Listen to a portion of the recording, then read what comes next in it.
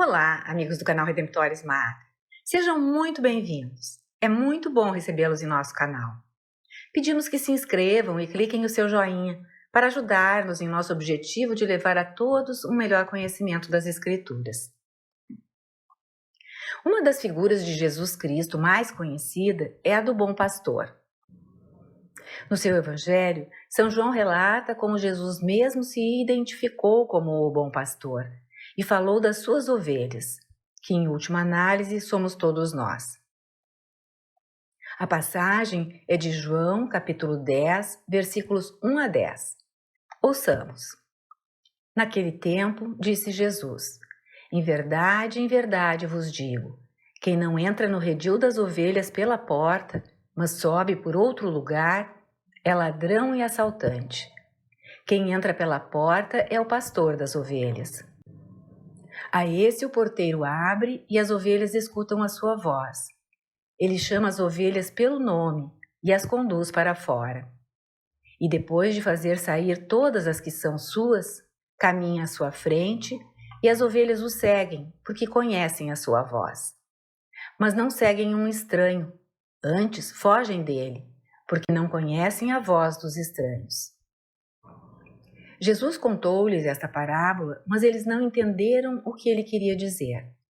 Então Jesus continuou: em verdade vos digo, eu sou a porta das ovelhas.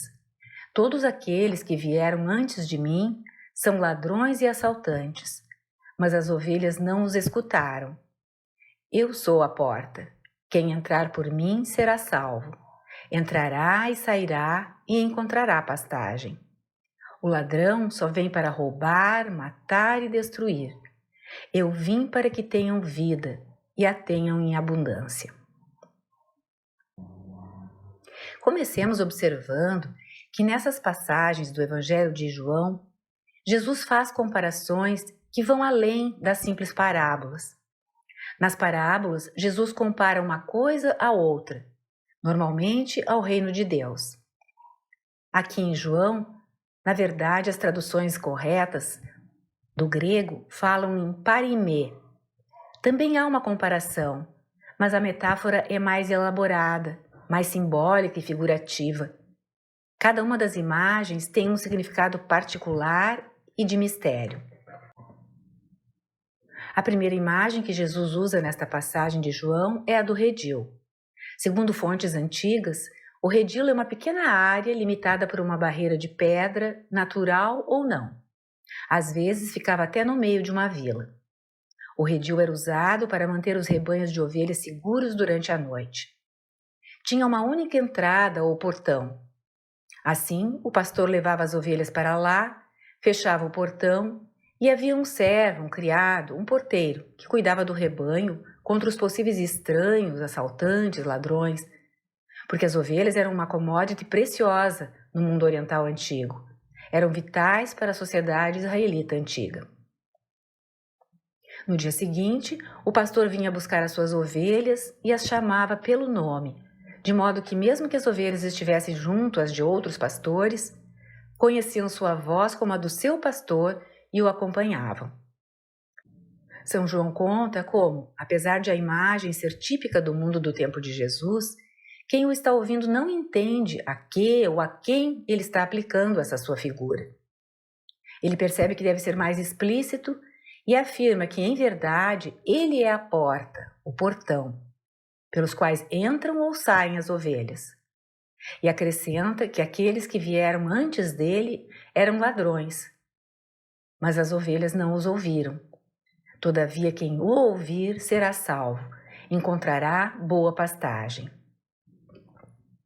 Aqui está a chave dessa metáfora de Jesus. O assunto de que ele está tratando não é sobre rebanhos e pastores, mas sobre a salvação. A pastagem de que Jesus fala é o símbolo da vida eterna. O portão é o símbolo do meio de acesso à vida eterna. Na verdade, existe aí uma dupla metáfora. Jesus se identifica tanto com o verdadeiro pastor, que guia a verdadeira pastagem, como com o portão, o caminho de acesso à vida eterna. Contudo, Por que diz que os que vieram antes eram ladrões? A explicação está no Antigo Testamento, onde há uma profecia sobre maus pastores, no livro de Ezequiel, capítulo 34, versículos 2 a 6.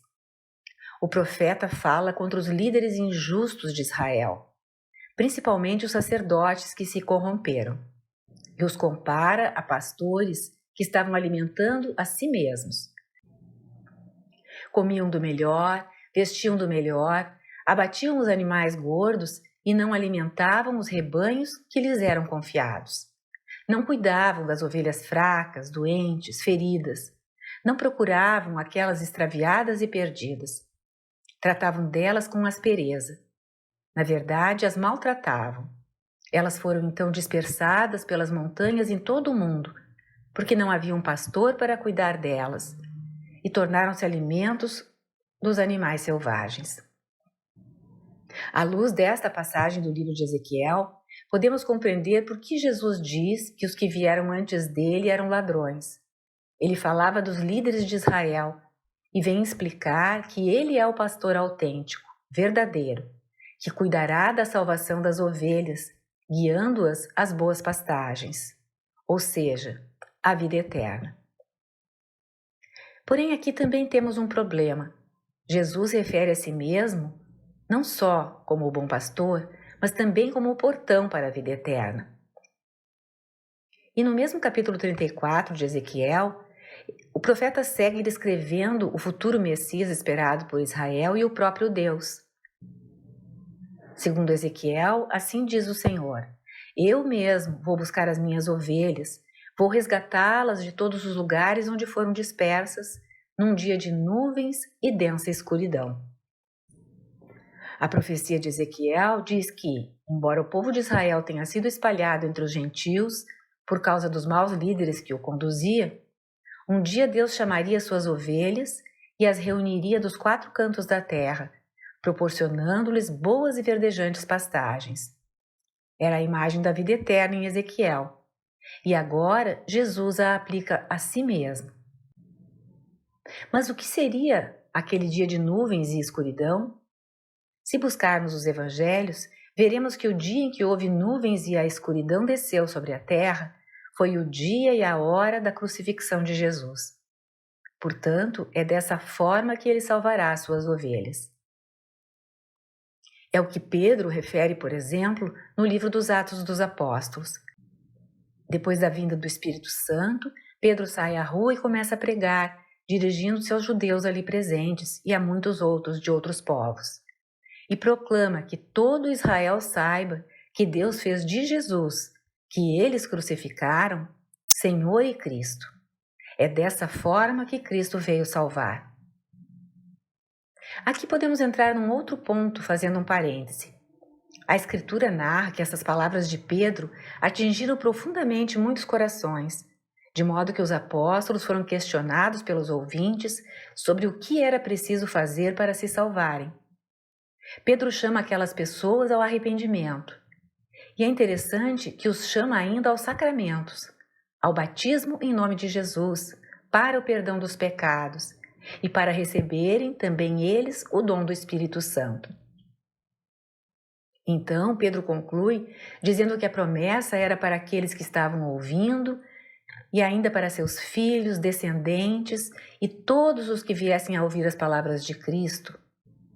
Os que acolheram as palavras de Pedro foram batizados.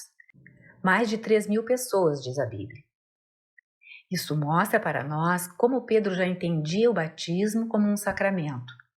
Derramar água não era só um símbolo para o arrependimento, como fora com João Batista. O batismo que Jesus instituíra e que Pedro pregava agora tinha o poder de perdoar os pecados. Também é importante mencionar como Pedro fala do batismo para aqueles que estavam ali e para seus filhos, sem apontar nenhum limite de idade. Já no Antigo Testamento, Deus não excluía os pequenos da graça. Eram inclusive circuncidados no 8º dia, tornando-se povo de Deus, pela aliança feita com Abraão. Porque a nova aliança seria menos abrangente do que a primeira. Por que crianças que ainda não têm capacidade de escolher deviam ser excluídas da salvação? De modo nenhum. Pedro afirma que o batismo é para todos. E no mesmo livro dos Atos, nos capítulos 13 e 16, vemos como famílias inteiras recebiam o batismo. O pai acreditava em Jesus Cristo e sua esposa, filhos, até mesmo servos e outros que viviam com ele eram batizados. Todos recebiam o batismo e a graça do perdão. Esse é mais um dos pontos em que a Igreja Católica se apoia na Escritura para dar o batismo aos pequeninos. Faz aquilo que os apóstolos faziam. Retornemos, contudo, ao bom pastor, fechando o nosso parêntese. Jesus Cristo é a porta da salvação. Chama a todos para serem suas ovelhas e para levá-los às verdes pastagens do céu. E para isso instituiu o sacramento do batismo. De fato, em Mateus 28, versículos 19 e 20, Jesus ordenou a seus discípulos: Ide, pois, e ensinai a todas as nações, batizai-as em nome do Pai, e do Filho e do Espírito Santo.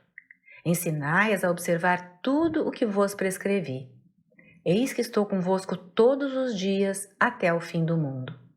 É a promessa do Senhor que não falha. Ele é sempre fiel. Corramos aos braços do bom pastor, sabendo que ele cuida de cada uma de suas ovelhinhas com amor e zelo, dando-lhes o batismo que perdoa e cura, o alimento que é ele mesmo pela Eucaristia, as curas, tudo aquilo que deixou na sua igreja, que é o redil que ele plantou no centro da humanidade. O Senhor esteja convosco, Ele está no meio de nós. Peço para você, sua vida, sua família, dando muitas alegrias vindas do céu, que se manifestem também na sua vida, na vida terrena. Em nome do Pai, do Filho e do Espírito Santo. Amém. Obrigada por ter acompanhado esta postagem. Se você gostou, clique seu like, inscreva-se no canal e acione o sininho para ser notificado de outras publicações.